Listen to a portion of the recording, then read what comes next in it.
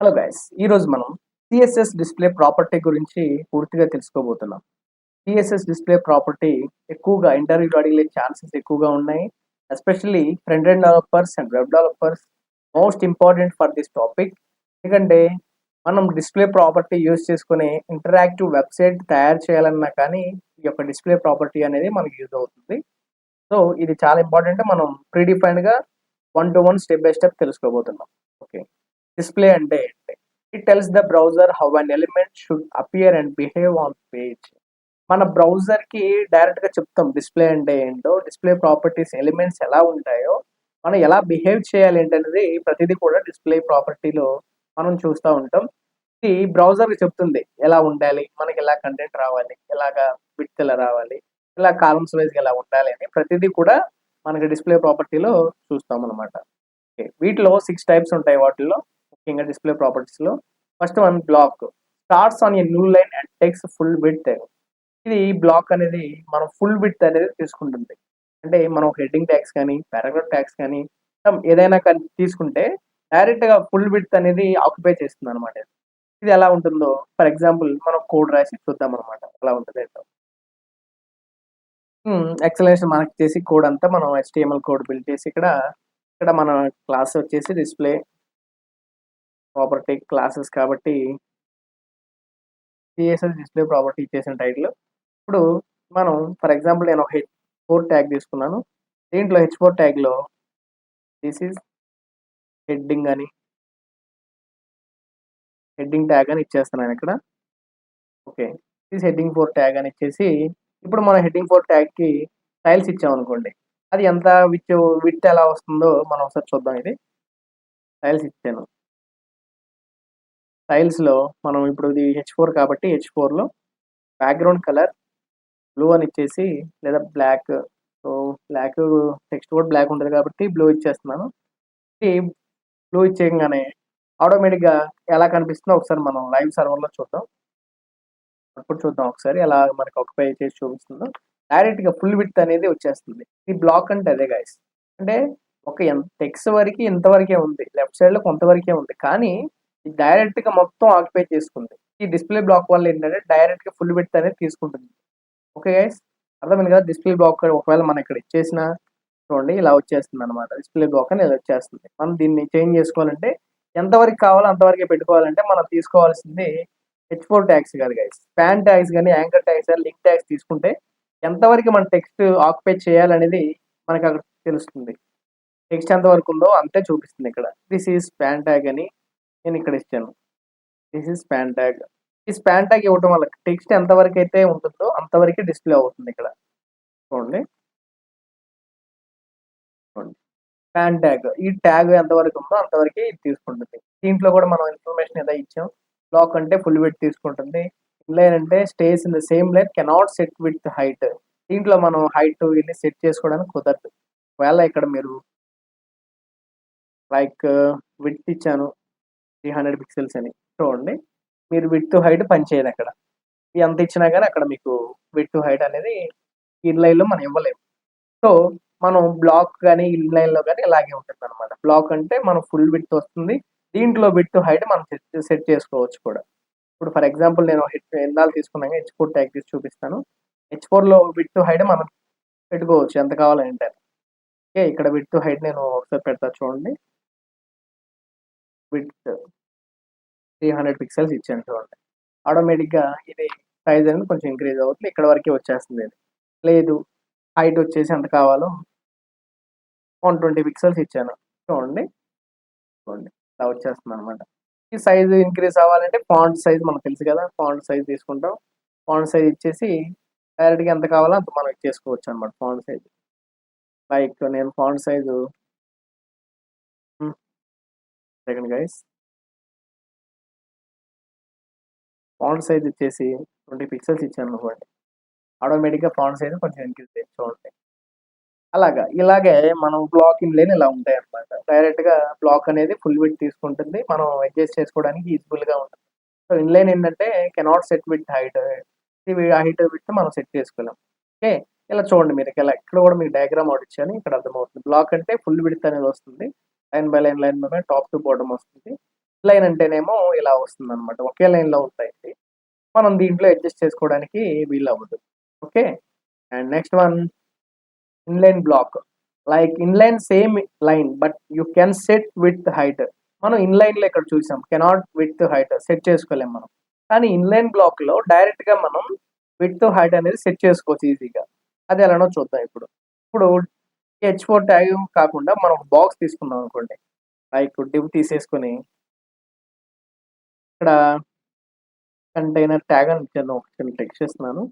Container tag అని ఇచ్చేసిన తర్వాత ఇక్కడ ఇయన్నీ రిమూవ్ చేసి ఒకసారి చూపిస్తాను చూడు. ఇన్‌లైన్ బ్లాక్ అంటే ఎలా ఉంటుందో. ఇక్కడ మనం డివ్ ఇచ్చేసి బ్యాక్‌గ్రౌండ్ కలర్ పర్పుల్ కానీ లేదంటే పర్పుల్ ఇద్దాం. విడ్త్ 300 పిక్సెల్స్, హైట్ వచ్చేసి 120 పిక్సెల్ ఇచ్చామనుకోండి. ఇలా వస్తుంది కంటైనర్ ట్యాగ్ అని. ఇప్పుడు మనం ఏం చెప్పుకోబోతున్నాం ఇన్‌లైన్ బ్లాక్ అంటే ఫుల్ విడ్త్ ఎగ్జాంపుల్ మనం తీసుకోవచ్చు ఇక్కడ. ఎలా ఉంటదో చూద్దాం. డిస్‌ప్లే ఇన్‌లైన్ బ్లాక్ చూడండి. ఇప్పుడు మీకు డిఫరెన్స్ ఏముంటదనంటే ఏమీ ఉండదు. ఎందుకంటే మనం ఎక్కువ కంటైనర్ ట్యాగ్స్ ఎక్కువ తీసుకుంటే మీకు అర్థమవుతుంది. ఎలా ఉంటదో ఏంటని. ఒక 3 తీసుకున్నాను నేను. ఇప్పుడు చూడండి అవుట్‌పుట్ ఎలా ఉంటదో ఇలా ఉంటదన్నమాట. Inline black. ఇన్‌లైన్ అంటే మనం ఇందాక చూసిందేంటంటే ఓన్లీ టెక్స్ట్ వరకి అపియర్ అవుతుంది ఇది. కానీ ఇన్‌లైన్ బ్లాక్ తీసుకోవడం వల్ల మనం విడ్త్, హైట్ మనం సెట్ చేసుకోవచ్చు. 300 కాకపోయినా ఇక్కడ 400 అయినా, 100 అయినా మన ఇష్టం అన్నమాట. ఎంతైనా పెట్టుకోవచ్చు ఇక్కడ. చూడండి ఇలా ఉంటది. అంటే ఇన్‌లైన్ బ్లాక్‌కి మనం విడ్త్, హైట్ అనేది సెట్ చేసుకోవచ్చు ఈజీగా. Okay. And next one none. None అంటే తెలుసు కదా! అసలేమీ లేకుండా ఉండడం. Makes the element completely disappear with no space. ఏ స్పేస్ లేకుండా డైరెక్ట్‌గా డిసపియర్ అసలేమీ కనిపించకుండా చేయొచ్చు. సమ్ ఎగ్జాంపుల్ ఇక్కడే చూడండి. డిస్‌ప్లే ఇన్‌లైన్ బ్లాక్‌లో నోన్ అని ఇచ్చాను. నోన్ అని ఇచ్చాంగాక అసలేమీ కనిపించదు. మొత్తం రిమూవ్ అయిపోతాయి. సో, ఈ డిస్‌ప్లే నోన్ అని ఇస్తే మనకిక్కడ ఏమీ కనిపించదు. అది లేకుండా అయితే నార్మల్‌గా అన్నీ కనిపిస్తూ ఉంటాయి. ఓకే. Next one flex. ఇక్కడ మీకు అర్థమైంది guys. Block, inline block, none ఇవన్నీ మీకు అర్థమయ్యాయి కదా! బ్లాక్ అంటే ఇక్కడ డయాగ్రామ్ ఇచ్చాను చూడండి. ఇలా ఉంటుంది. ఇన్‌లైన్ ఇలా ఉంటుంది. ఇన్‌లైన్ బ్లాక్ ఇలా ఉంటుంది. ఓకే. ఇన్‌లైన్ బ్లాక్ అనేది ఇలా మనం ఇక్కడ చూడండి చిన్న బాక్స్ కూడా ఇచ్చాను నేను. అంటే దీన్ని మనం విడ్త్, హైట్ కూడా అడ్జస్ట్ చేసుకోవచ్చని మీకు ఇక్కడ ఎగ్జాంపుల్ కూడా ఇచ్చాను. Okay. Next one flex. Arrange items horizontal and vertically. వర్టికల్‌గా డిస్‌ప్లే ఫ్లెక్సెస్ మనం అనేది ఉపయోగించి ఇలా చేయొచ్చు. హారిజాంటల్, వర్టికల్‌గా అనేది డిస్‌ప్లే ఫ్లెక్స్ ఉపయోగించి చేయొచ్చు. అండ్ ఎలా చేయాలో చూద్దాం మనం. ఇప్పుడు కోడ్ రాసి చూపుతాను. అంతా రిమూవ్ చేసి కోడ్ రాసి ఇక్కడ డిస్‌ప్లే ఫ్లెక్స్ ఎలా ఇవ్వాలో చూద్దాం మనం. డిస్‌ప్లే ఫ్లెక్స్ అంటే ఒకే లైన్‌లో కిందకి అంటే టాప్ టు బాటమ్ ఒకేలాగా కనిపిస్తుందన్నమాట. అంటే ఒకదానికొకటి, ఒకదానికి కింద అలా కనిపిస్తుంది. ఒకసారి చూద్దాం మనం ఎలా ఉంటుందని. నేనొక డివ్ కంటైనర్స్ ఒక 4 తీసుకుంటున్నాను. కంటైనర్స్ ఒక ఎన్ని తీసుకున్నాను? ఒక 4 తీసుకుంటున్నాను ఒకటి. ఇప్పుడు కంటైనర్స్ 4 తీసుకొని నేమ్ ఇక్కడ కాల్ చేద్దాం. మనం స్టైల్స్‌లో వచ్చేసి వన్ సెకండ్. ఓకే. స్టైల్స్ వచ్చేసి ఇక్కడ మనం కాల్ చేసుకుందాం. ఇప్పుడు బ్యాక్‌గ్రౌండ్ కలర్ వచ్చేసి ఆక్వా అని, విడ్త్ అని 200 పిక్సెల్స్ అని, హైట్ వచ్చేసి 120 పిక్సెల్స్ అని ఇలా ఇచ్చేసాను. ఇప్పుడు డిస్‌ప్లే ఎలా ఉంటుందో చూద్దాం. డిస్‌ప్లే ఫ్లెక్స్ అని ఇస్తాను చూడండి నేను. డిస్‌ప్లే ఫ్లెక్స్ అని ఇవ్వగానే ఆటోమేటిక్‌గా ఒకే టాప్ టు బాటమ్ లైన్‌లో ఒకే లైన్‌లో కనిపిస్తుంది చూడండి ఇలాగా. చూడండి ఇలా వస్తుంది. ఇది మీకు అర్థం కాకపోవచ్చు. కొంచెం స్పేస్ ఇస్తాను నేను. మార్జిన్ ఇస్తాను. మీకు కొంచెం అర్థమవుతుంది. 20 పిక్సెల్స్ ఇచ్చాను.